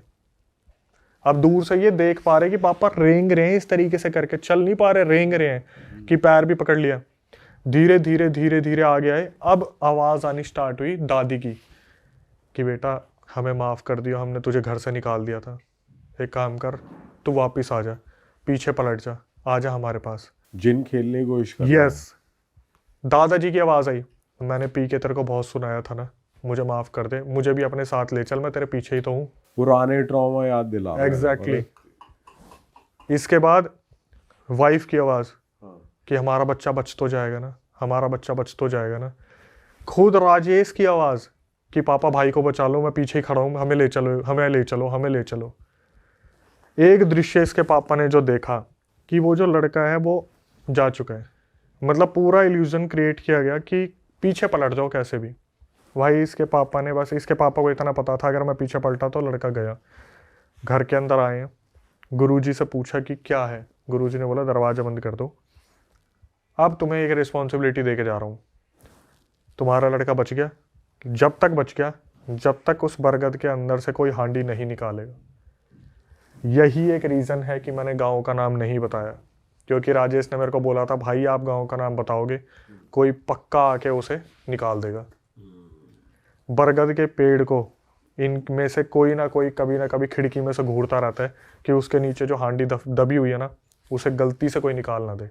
बच्चे खेलते हैं वहाँ पे, बच्चों को भगा देते हैं, कुछ ना कुछ वहाँ पे मंदिर का निर्माण कर दिया गया है, लेकिन उस चीज़ का कोई रुकावट नहीं है, क्योंकि जो राजेश है उसने बताया कि अक्षय भाई इस चीज़ के सॉल्यूशन के बाद भी ना मानव को 4 महीने तक वो सपने में जिन दिखता था, और पता क्या बोलता था, एक दिन आऊँगा लेके जाऊँगा, चिंता मत कर, बचेगा तू भी नहीं। और फिर उसके बाद वो जो ऋतिक था, पर बॉडी पे पोजेशन हो रहा है? नहीं पोजेशन नहीं हो रहा, सिर्फ सपने में आके धमकी दी है। और जो ऋतिक था उसकी भी आत्मा को हटाया गया, फिर जो दोस्त था वो भी एक टाइम पे तो वो भी ले जाने की कोशिश करेगा। तो फाइनली इस चीज़ का अंत अभी भी नहीं हुआ है। और जो वो सोता था, कौन? जो सोता था 19 घंटे, फिर वही तो मानव है। हाँ नहीं, वो फिर ठीक हो हाँ गई थी वो वो ठीक हो चीज़। गया, वो ठीक हो गया, लेकिन वही चीज़ की इस चीज़ का अंत अभी भी नहीं हुआ है, क्योंकि हमेशा नज़र उनकी बरगद के पेड़ के नीचे जो मटकी दबी हुई है उसी पे ही रहती है। भाई साहब लास्ट का सीन अलग ही है, जब वो भाई पूरी वो सही दिखा रहा में भाई यार, पूरे illusion परिवार create की कर रहा। आवाजें आ रही हैं। तो मैं यही तो बता रहा था कि इस चीज़ को बस इमेजिन करना कि अगर ये चीज़ हो तो कैसा होगा। भाई अब नई उस पे आते हैं, और ज्यादा डरावना कोई किस्सा है तो बताओ भाई, थोड़े रोंगटे खड़े करो हमारे और जनता के। बिल्कुल भाई, एक बताता हूँ मैं इंसिडेंट। दिल्ली का इंसिडेंट है, राजौरी गार्डन से आया था। लड़की जम्मू कश्मीर की थी और मम्मी पापा के साथ रहती थी अपनी। उसकी 2011 में शादी हुई थी। 2011 से पहले वो लोग जम्मू में रहा करते थे, मस्त उनकी लाइफ चल रही थी। लड़की बहुत खुशनुमा, बहुत अच्छा नेचर, बिहेवियर, सब कुछ बहुत बढ़िया था। 2011 में राजौरी गार्डन में मूव करती है वो लड़की। लड़का जो था उसके साथ बहुत सपोर्टिव था स्टार्टिंग से, बहुत ही ज़्यादा, मतलब कि लड़की की डिमांड और लड़के ने फटाफट पूरी करी कि जैसे मैं राजौरी गार्डन में आई हूँ, यहाँ का कुछ खाने के लिए मुझे लेकर चलो, तो आज ही डिनर पर चलो, आज ही क्या चाहिए खरीदने, ज्वेलरी पसंद है अभी की अभी लो। अब लड़का जो था वो MNC कंपनी में काम कर रहा था। लड़की आई थी, लड़की एजुकेटेड थी, इसने भी किसी गुड़गांव की MNC कंपनी में अप्लाई करा और इसका सिलेक्शन हो गया था। तो लड़की जो थी वो नाइट शिफ्ट करती थी और लड़का मॉर्निंग जाता था। बहुत अच्छा प्यार था, परिवार बहुत अच्छा था। जो लड़का था उसकी बहन थी एक, तो इन लॉज में आ गई, लड़की की सिस्टर इन लॉ थी। वो बहुत अमीर फैमिली में उसकी शादी हुई थी, बहुत ज़्यादा अमीर फैमिली में। तो जब भी वो अपनी इस लड़की से मिलने आती थी, लड़की का नाम मोनी है, मोनी से जब मिलने आती थी ना, तो उसे कुछ ना कुछ गिफ्ट देती थी। जैसे परफ्यूम दे दिया कि ये बहुत एक्सपेंसिव परफ्यूम है, मेरे पास था, मैंने सोचा एक तेरे को दे देती हूँ। या कभी कोई टॉप दे दिया, कभी कोई जीन्स दे दी। लेकिन उसमें एक बात सोचने वाली होती थी कि वो जो भी सामान होता था ना, वो यूज्ड होता था। अच्छा, जैसे उसी का यूज्ड? हाँ, ग्रिप खोल रखी है उसकी और परफ्यूम थोड़ा सा लगा रखा, फिर दे दिया। तो जैसे होता है ना, हमारा बड़ा भाई होता है, वो ये टी-शर्ट मैंने पहन के देखी थी, छोटी आ रही, तू ले ले, वैसे ही उसके पास सारा सामान आता था। तो ये लड़की जम्मू की थी, वहाँ पर ऐसा पहनावा नहीं था कि वेशभूषा बदल गई, वहाँ पे तो बहुत कवर करके रहना पड़ता है, भारी कपड़े पहनने और पड़ते ये हैं। सब उसे पता होता था कि वो यूज सामान हाँ, दे रही है? सब पता था उसे कि यार तो सिस्टर इन लॉ है, प्यार बहुत ज़्यादा है, बातचीत बहुत अच्छी है, तो वो दे देती थी, ये रख लेती थी। अब क्या हुआ, थोड़े टाइम बाद ना वहाँ पर उस लड़की को, मोनी को, सबसे ज़्यादा सपोर्ट करने वाले थे उनके फादर इन लॉ, जो लड़के के पापा थे, कि बेटा मैं हूँ ना, तू मेरी बच्ची जैसी है, तेरे को कोई भी दिक्कत हो तू बता दियो। और मम्मी जो थी ना उसके लड़के की, मदर इन लॉ, वो थोड़ा सा चींची चैंचा करती थी कि सुबह जल्दी नहीं उठी, काम नहीं करती, रात को शिफ्ट में आ तो क्या हुआ, करते करते कर लिया कर, सुबह का खाना बना के सो जाया कर। और मोनी रात की शिफ्ट करती थी, सुबह तक थक जाती थी। तो धीरे धीरे सब जो है ठीक चल रहा था। और क्या हुआ, वो जो सिस्टर इन लॉ थी ना, वो बीच बीच में ना इसे अजीब अजीब सा सामान देती थी। जैसे मान लो कभी टावल दे दिया, कभी कोई जैसे मोनी प्रेग्नेंट हो गई थी तो उसे जॉनसन बेबी की एक सोप की बोतल दी। और जो सोप की बोतल थी उसके अंदर पता क्या होता था, जैसे लौंग और वो दालचीनी के दाने, अजीब अजीब सी चीज़ें यूज़ करने के लिए देती थी। लेकिन मोनी जो थी वो कभी भी मना नहीं करती थी अपनी सिस्टर इन लॉ को कि ठीक है यार दे रही है तो बच्चे के लिए अच्छा होगा। अब इसके साथ क्या होता है ना, जब ये 3 मंथ्स प्रेग्नेंट थी तब इसे 3 दिन मतलब एक एंटिटी दिखती है रात को, कि कोई एंटिटी है जो इसके आगे पीछे घूम रही है। ये उसको देख के बहुत ज़्यादा डर जाती है। तो ये अपने हस्बैंड को बताती है कि ऐसे ऐसे ना मुझे कल रात को कोई एंटिटी दिखी थी और मेरे को डर लगता है अब इन चीज़ों से। तो उसके हस्बैंड बोलते हैं देख तू नाइट शिफ्ट करती है, तेरे को हो जाता होगा हेलुसिनेशन वगैरह, कुछ वहम हो जाता होगा, ऐसा कुछ भी नहीं है।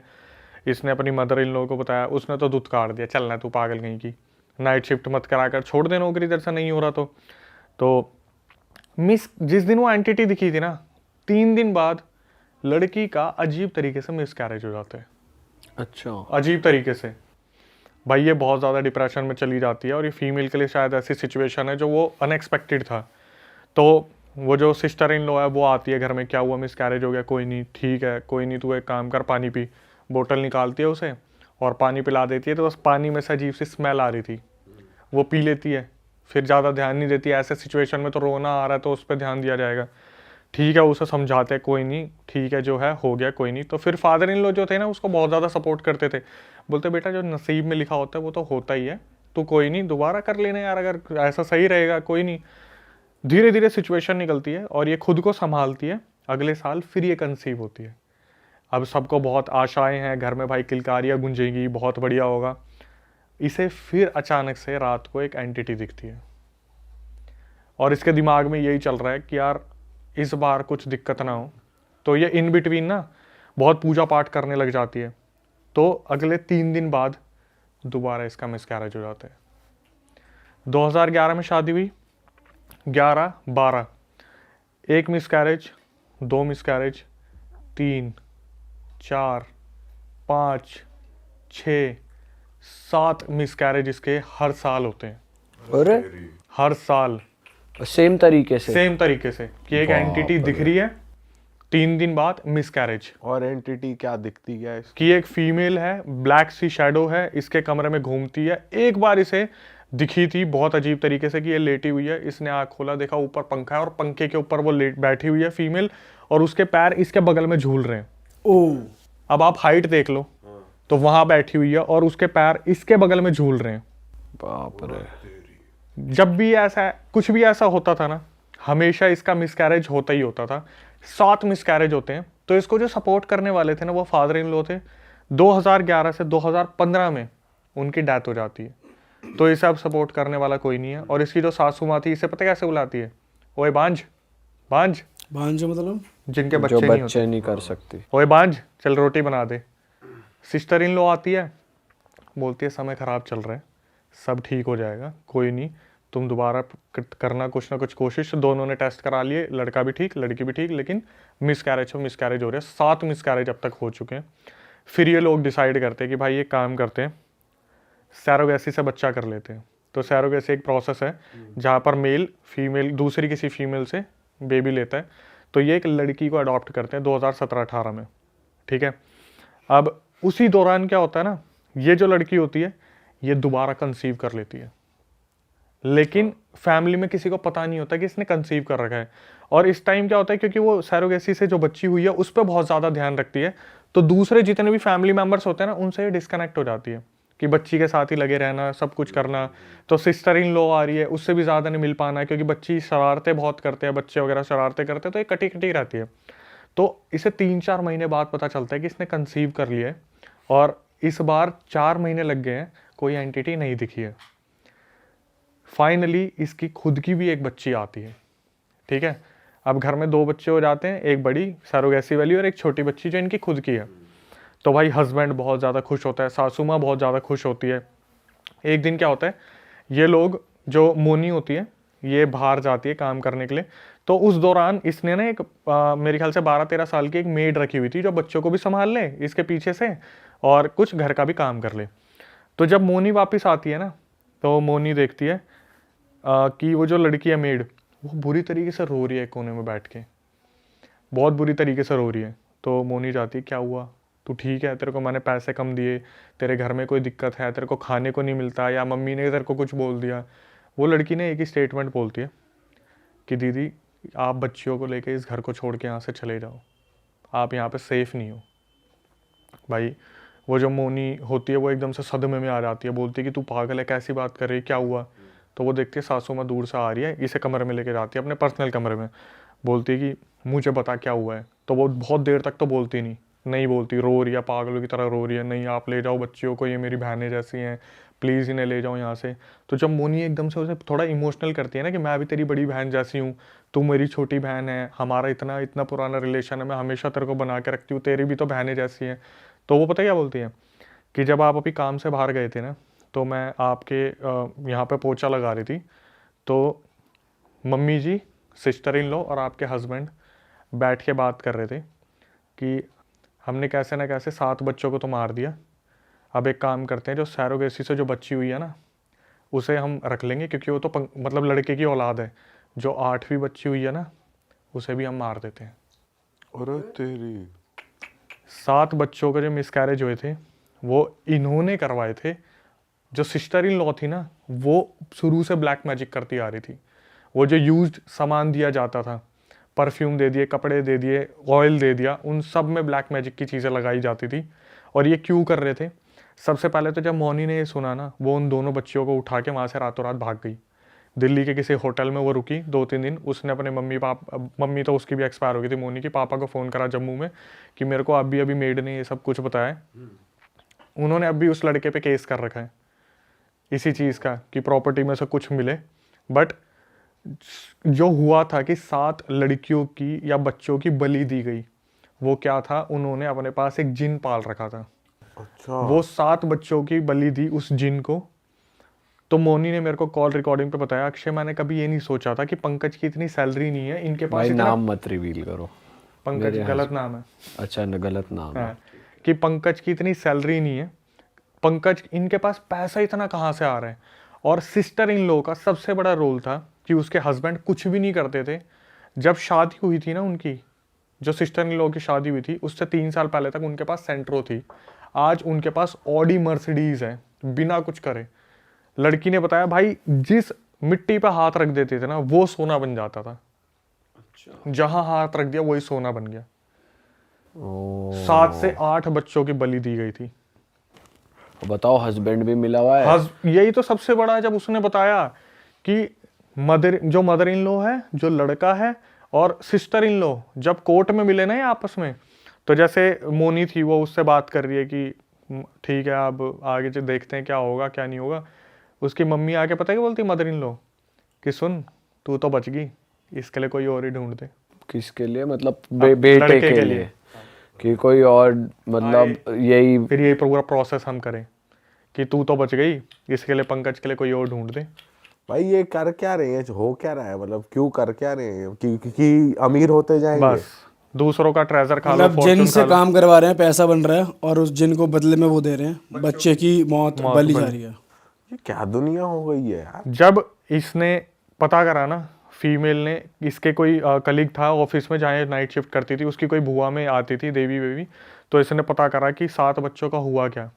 तो बताया कि तेरे पीछे ना कम से कम 6-7 जिन छोड़ रखे हैं, जो एक तेरी खूबसूरती कम कर रहा है, एक तेरे को मोटापा दे रहा है, एक तेरा सारा पैसा खत्म कर रहा है, एक बच्चों की बलि ले रहा है, एक जो तेरे को दिखता है सतर्क करने की कोशिश करता है, एक जो है तेरे को पूरे मारने की तैयारी में, पूरा सब कुछ गिनवा दिया।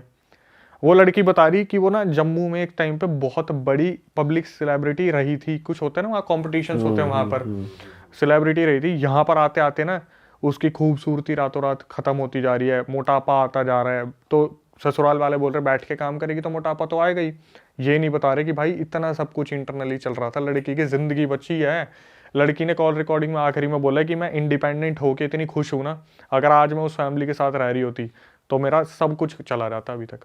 बाप रे भाई यार ये भी साला अलग ही चीज है। किस घर में तुम्हारी शादी हो रही है, वो घर वाले कैसे हैं, क्या करते हैं। बोलते हैं, इतना भी बोलते हैं कि वो जो फादर इन लॉ 2015 में खत्म हुए थे ना, उसकी भी बलि दी गई है।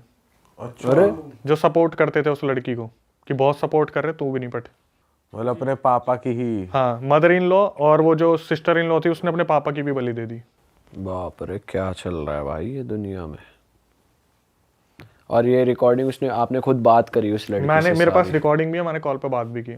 और अभी भी उस बंदे पे केस लगे हैं, अभी उस भी लगा family- हुआ है कि उसने ऐसे छोड़ दिया या फिर वो अलग होना चाहते हैं कुछ। हाँ कोर्ट में ये तो बोल ही नहीं सकते आप ये नहीं इसमें बोल जिन सकते है या क्या है या। और उसने ये बताया कि वो जिन कहाँ से उसको सिद्धू आया मिला, किसी ने छोड़ा, क्योंकि वो तो ये तो बहुत टफ चीज़ें होती हैं, थोड़ी होता हो जाता है। क्या बात कर रहे हो भाई, आप एक बात बताओ, आपके यहाँ पे कितने लोग आके नहीं बोलते कि भाई उसने टॉयलेट कर दिया था और उसके पीछे पीछे चीजें आ गई थी। नहीं, अरे एक तो हो गया एक चीज तो हो गया आ गई। पोजेस होना, एक होता है कि तुम जिनसे काम करवा रहे हो, डील करना। डील करना, तो मतलब जिनको एक अपने तरीके से हो गया ना कि कैद कर रखा है जिनको और अपना जिनको काम सिद्ध कर करवा रखा है, तो ये तो कोई बड़ा तांत्रिक करता है ना। हाँ मैं बताता हूँ, वो जो थे ना तांत्रिक, वो जब उस देवी से पता करवाया था जो राजौरी में देवी थी जिनके अंदर आता था, जिन्होंने बताया कि ऐसे ऐसे जिन छोड़ रखे, तो उन्होंने बताया था ये जिस तांत्रिक से करवा रहे हैं सब कुछ, उसने कोई सिद्धि ले रखी है और वो सिद्धि इतनी नेगेटिव है कि वो इशारों से जिन और प्रेतों को अपने पास कैद कर लेता है और इशारों से छोड़ देता है।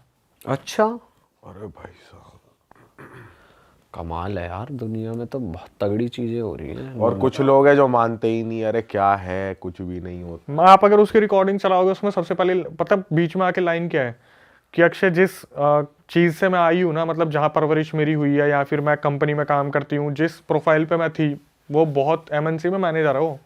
उन्होंने बोला कि मैं इन चीज़ों को कभी मानती नहीं थी, कभी मैंने सोचा नहीं था चीज़ें इस तरीके से भी काम करती हैं।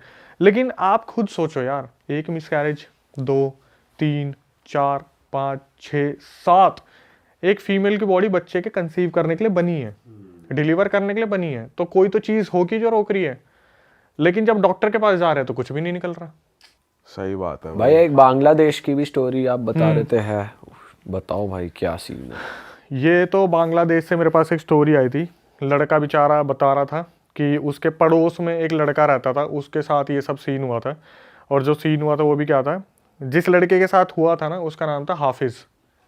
तो हाफिज़ जो था, जिसने बताने वाला उसके बगल वाले घर में रहता था, और हाफिज़ जो था जो बताने वाला ना उसके छोटे भाई का बहुत अच्छा दोस्त था। तो इनके यहाँ पे क्या होता है ना, रात को जिस लड़के के अंदर मतलब हुआ था हाफिज़ को उसकी मम्मी ने बोला बेटा जा कूड़ा फेंक के आ जा तू। तो ये निकला बाहर और इसने देखा कूड़ेदान तो पूरा पूरा फुल पड़ा हुआ है। शायद बांग्लादेश में होता होगा ऐसा कि बहुत ज़्यादा कूड़ा एक साइड जमा कर दिया। तो इसने क्या करा, देखा कूड़ा अगर ये फेंकेगा तो सारा गिर जाएगा कूड़ा। तो इसने क्या करा, थोड़ा सा आगे चला, देखा एक पेड़ है, वहाँ पर कोई दिए भी जल रहे थे। इसने इधर उधर देखा, कोई भी नहीं, कूड़ा फेंक दिया उस पेड़ पे। जैसे इसने कूड़े पे एकदम से जैसे इसने पेड़ पे कूड़ा फेंका ना एकदम से, तो इसने आंख ब्लिंक की, इसने देखा इसके साइड में जो लड़का है जो इसका बहुत अच्छा दोस्त है, इसने जैसे ब्लिंक करके देखा, इसने देखा उसकी गर्दन कटी पड़ी है। ओ एकदम से इसे ये विजिबल हुआ। दूसरी ब्लिंक करा ना, वहाँ पे कुछ भी नहीं था। ये देखता है एकदम से यूं करके कि शायद मेरे को कुछ हुआ है, ठीक है। ये क्या करता है, अपने घर वापस आने की तरफ चल देता है। तो इसका जो दोस्त था ना, वो इसे रास्ते में मिलता है, पूछता है कि क्या हुआ तेरे साथ, क्या नहीं हुआ। बोलता है यार मेरे को अजीब सा लग रहा है बहुत ज़्यादा, और किसी को नहीं बताता क्या हुआ है। भाई ये वापस घर पे आ जाते हैं। उस दिन वो लड़का जैसे ही घर पे आता है ना, उसकी शादी भी हो रखी है, उसका एक बच्चा भी था। हाफिज़ की शादी हो रखी है और एक बच्चा था। वापस आने के बाद वो क्या करता है, बोलता है अपनी बीवी को कि मुझे पानी पीना है।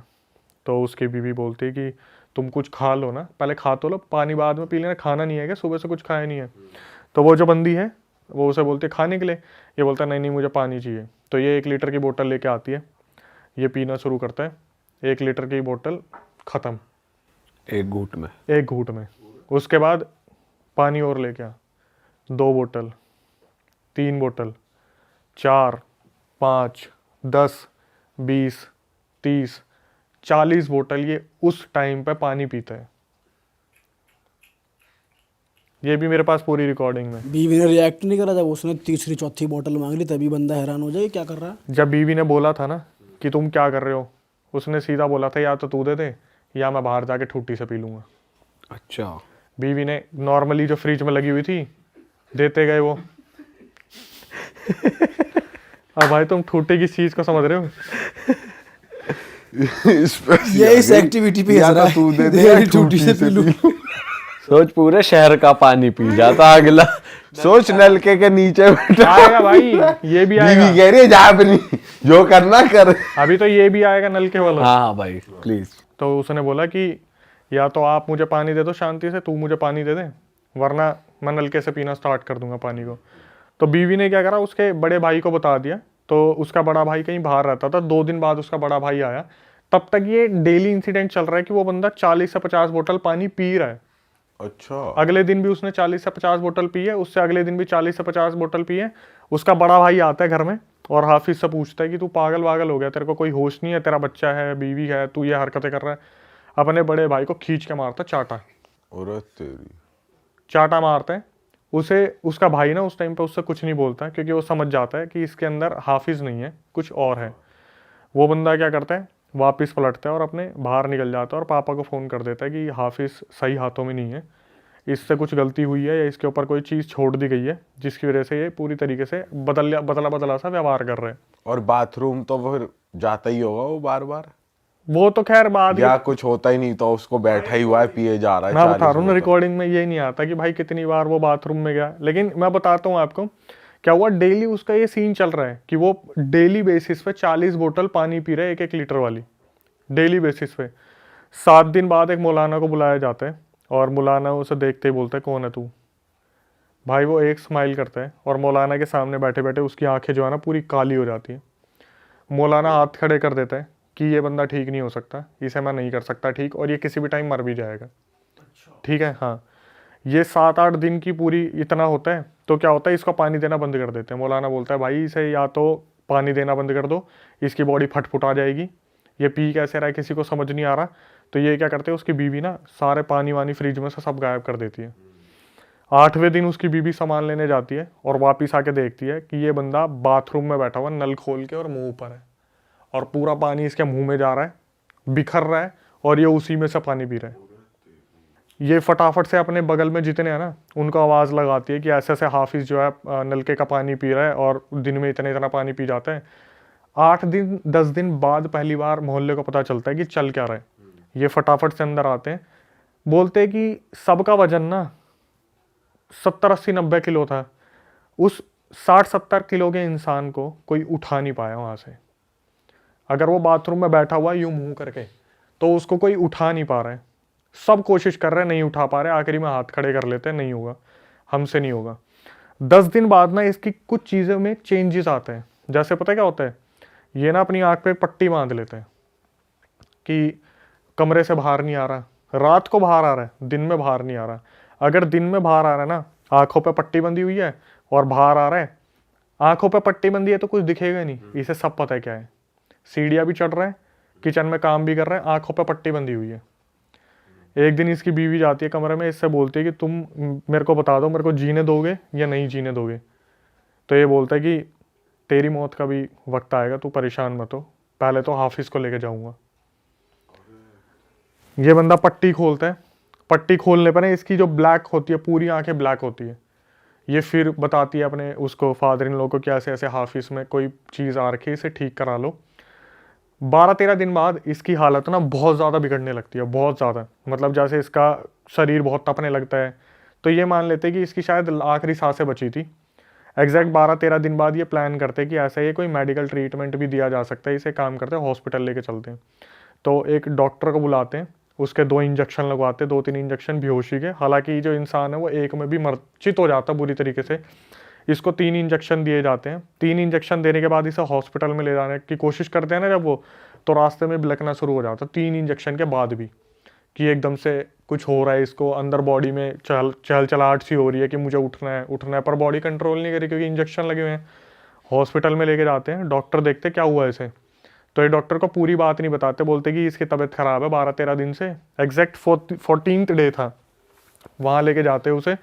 और क्या करते हैं, सारे रिलेटिव्स होते हैं वो बाहर होते हैं, इसके मुंह पे मास्क बांध देते हैं, ऑक्सीजन मास्क। और डॉक्टर नर्स ना सिर्फ फैमिली से बात करने के लिए आए थे कि इनकी बॉडी में ब्लड नहीं दिख रहा हमें, ठीक है, हाँ ब्लड नहीं दिख रहा है।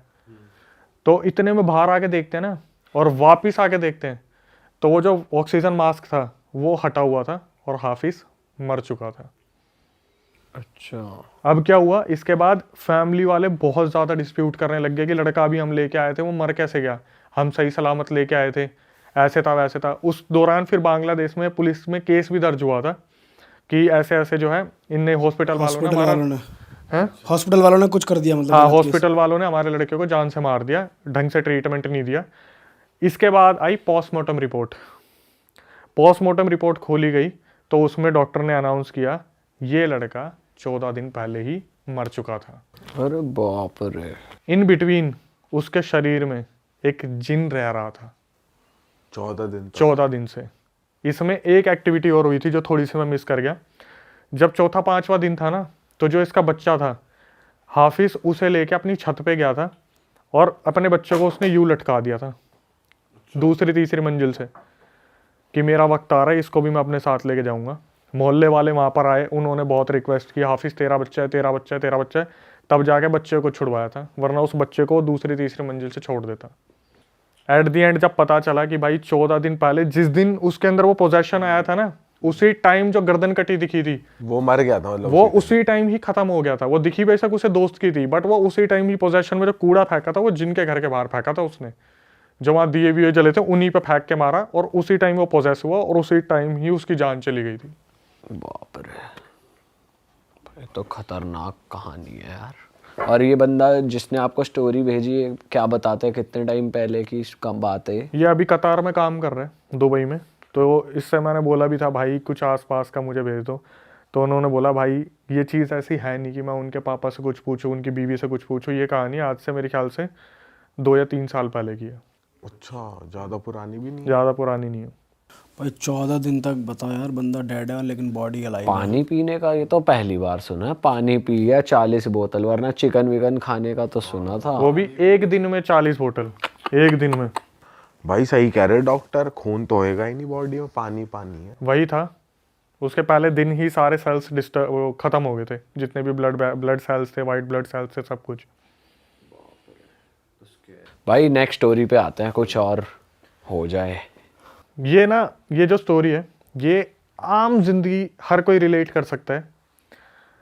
एक फॉलोअर सब्सक्राइबर है अपनी, उनका नाम है रिधि। उनका मेरे पास मैसेज आता है, डॉक्टर रिधि पढ़ाई के लिए वो अपनी जो है चंडीगढ़ मूव करती है। और वहाँ पे जाने के बाद ना, जो पहले तो उनका व्यवहार बताता हूँ मैं। जो रिधि थी वो बहुत ही ज़्यादा लेमैन होती है ना, कि बहुत ज़्यादा नीची फैमिली से बिलोंग करती है, बट इंट्रोवर्ट किस्म की, कि उन्हें ज़्यादा किसी से बात करना पसंद नहीं होता। आपने डॉक्टर्स का नेचर भी देखा होगा कि वो ज़्यादातर बात नहीं करते, नॉर्मली दवाई ली चलो जाओ। रिधि जो थी अपनी डॉक्टरी की पढ़ाई करने के लिए, ट्रेनिंग करने के लिए चंडीगढ़ मूव करती है। ठीक है, चंडीगढ़ में ये फ्लैट लेती है, और फ्लैट में इनको एक फैमिली मिलती है नीचे, जो फर्स्ट फ्लोर पे रह रही थी। सेकंड फ्लोर पे एक कमरा दिया जाता है, उसमें ये रहती है। तो डेली इनकी मम्मी से, रिधि की उनकी मम्मी से 1.5 घंटा बात होती थी, भाई बहनों से आधा पौना घंटा बात होती थी। नए नए ये शिफ्ट हुई थी तो मन भी नहीं लगता था बहुत ज़्यादा। रिधि का उस टाइम पे कोई बॉयफ्रेंड नहीं, कुछ भी नहीं, तो घर पे ही बात हुआ करती थी।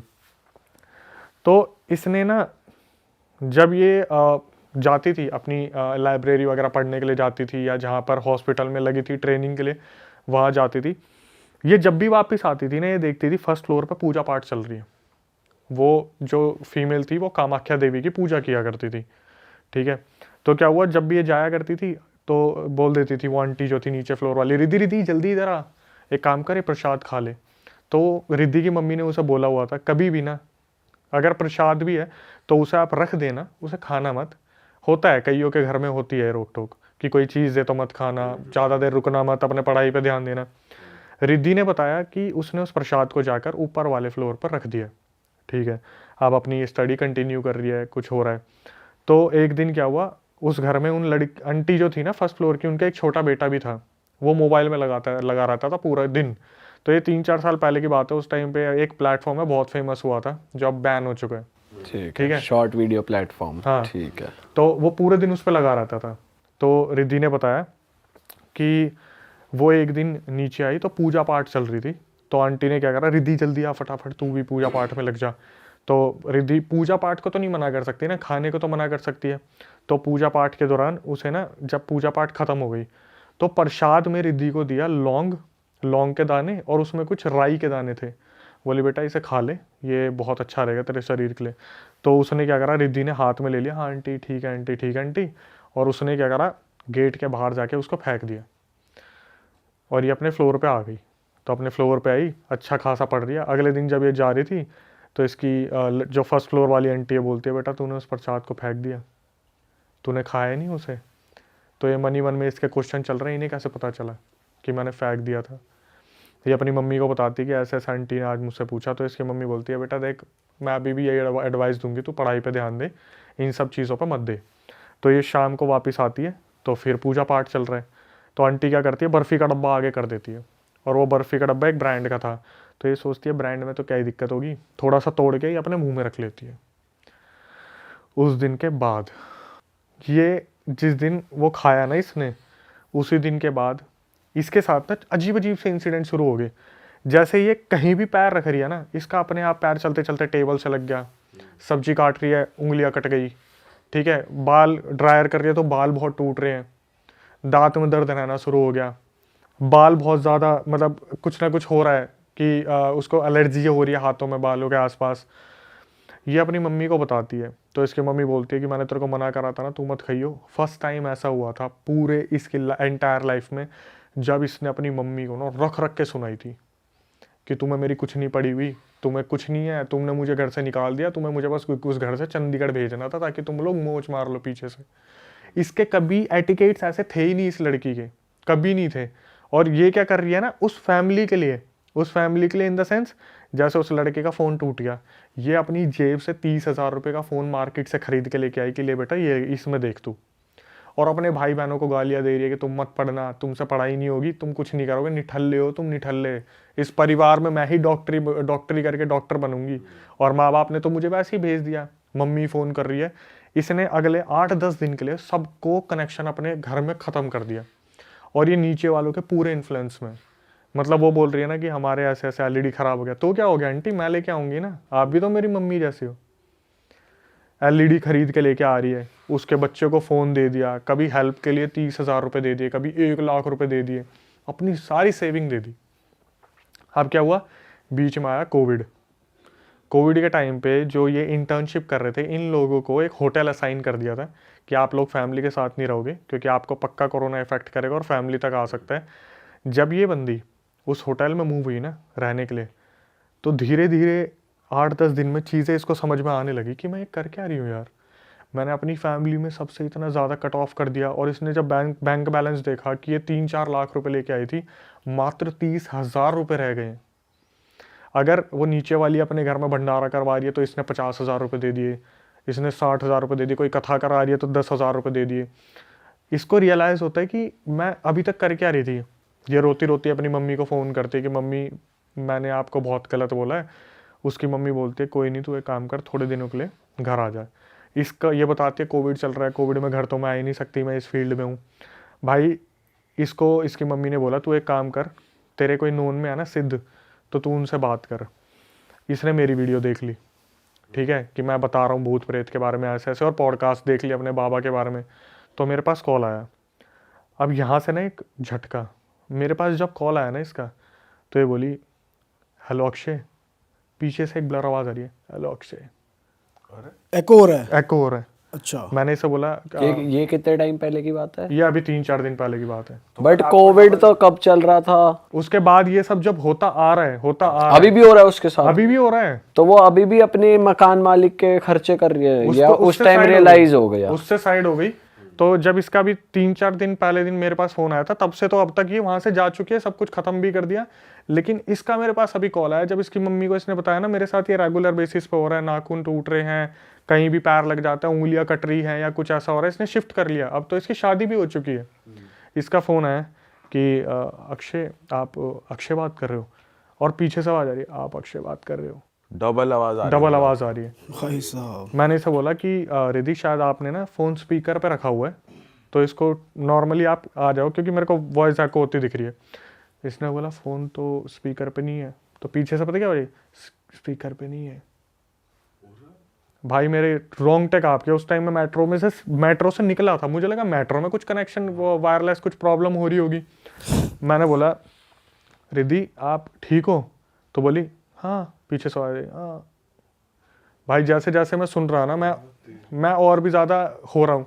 तो और जो आवाज़ थी वो मोटी आवाज़ थी थोड़ी, है उसी की ही आवाज़ में ही रिपीट हो रहा था? उसकी आवाज़ में नहीं थी वो। जैसे अभी मैं बात कर रहा हूँ हेलो, पीछे से आ रही हेलो, जैसे एक डिस्टर्बिंग सी ब्लरी। मैं भाई निकाल भी नहीं सकता उस आवाज़ को। जैसे बोलते हैं ना कि जब पैरानॉर्मल इन्वेस्टिगेटर बात करते हैं यहाँ पर कोई है हेलो, ऐसे करके आवाज़ आ रही है बैकग्राउंड में। और मैं बार बार समझने की कोशिश कर रहा हूँ। मैंने बोला मैं आपको ना काट के कॉल करता हूँ। मैंने फिर उसे काट के करा। मैंने बोला कि अभी आप अकेले हो? बोली हाँ मैं अकेली हूँ। भाई मुझे कंफर्म हो गया इसके आगे पीछे कुछ है। मैंने इसे मुंह पे बोल दिया कि देखो रिएक्ट मत करना, ठीक है। मैं जब भी किसी से बात करता हूँ और मुझे लगता है मैं बोल देता हूँ प्लीज़ रिएक्ट मत करना। मैंने बोला आपके आसपास कोई चीज़ है। इसने पता क्या बोला, मुझे पता है मेरे आसपास कोई है। पीछे सवारी कोई है। अब ये सोचो इसमें मेरे पे क्या बीत रही है इस चीज़ में। और कि मेरी तो किसी और 2 लोगों से बात हो रही है लेकिन फ़ोन एक को मिला है। उसके पीछे ना एक्चुअली में जब हमने पता करा जब मैंने किसी से बात करी, उसे बताया, तो उसे बताया कि इसके ऊपर कोई प्रेत का साया छोड़ा हुआ है और वो उस प्रसाद के द्वारा ही से दिया गया था। वो प्रसाद पूजा में सम्मिलित नहीं हुआ, वो डब्बा साइड में रखा था, उसके ऊपर कुछ कर दिया और इसे बाहर से जब ये आई तो एज इट इज इसे खिला दिया। लेकिन जब भी मैं उससे बात, मैं इतना डर गया था ना, मैं सच बता रहा हूँ, भरी मेट्रो स्टेशन पे उतर के इतनी भीड़ के बीच में मैंने पता क्या बोला था, मैं आपसे बाद में बात करता हूँ, मैं अभी बात नहीं करूँगा। जब भी मैं इससे बात कर रहा हूँ ना, ये मेरे को बोल रही है कि मेरे साथ ऐसा हुआ, पीछे से ऐसा हुआ, इस तरीके से। लास्ट कब बात हुई आपकी? मेरी अब भी मुश्किल से 4-5 दिन पहले बात हुई है उससे, और यही आवाज आ रही थी, यही आवाज़ आ रही थी।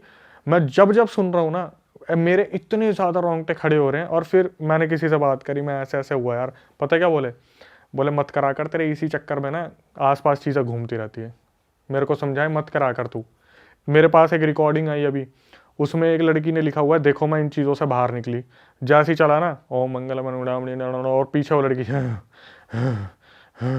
वो अपनी एग्जॉर्सिज्म उसका किसी से हुआ होगा, उसकी पूरी की पूरी ऑडियो मेरे को भेज दी।